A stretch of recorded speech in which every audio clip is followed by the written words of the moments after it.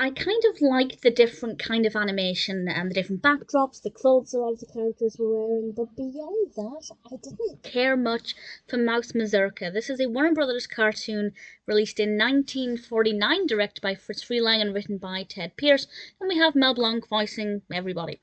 And this is a Sylvester cartoon, and Sylvester is chasing a mouse in the Slobovian mountains, and this gives us, obviously we have this different location, we have different backdrops, slightly different color palette in places, some very interesting hats, and that means that we have a change of pace. You know, I've just watched several Sylvester cartoons that are all set in presumably America, and having this slightly different location mixes things up a little bit, but the actual things that happen in it, the things that Sylvester does to try and catch the mouse, the things the mouse does to try and evade capture, were okay. I wouldn't say I didn't like the cartoon as such. I wouldn't say I was even bored by it.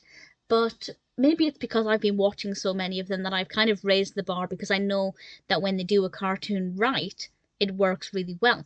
And I just feel like this felt like a because we had the different background, the different location, they maybe didn't need to try as hard with the actual events that unfolded. I'm sure that wasn't a conscious decision, but I kind of feel like that's what's going on here. And thankfully, the change of location does mean that it's enough to hold my attention and to keep me engaged, enough to at least get through the animation without feeling too bored. But on reflection, when I try and say, well, what specifically did I like about it, there's not really anything.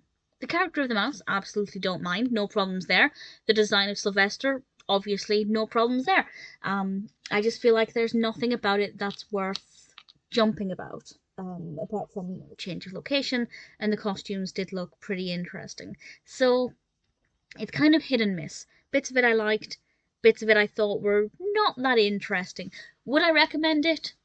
Yeah, if you've never seen it, and you're a fan of Sylvester, or you're watching all of Warner Brothers cartoons, then I'd recommend it before some, but that being said, it's not at the top of my list. If it sounds like it would appeal to you, give it a watch. If not, maybe put it near the bottom of a to-watch list. It's never going to personally be one of my favourites.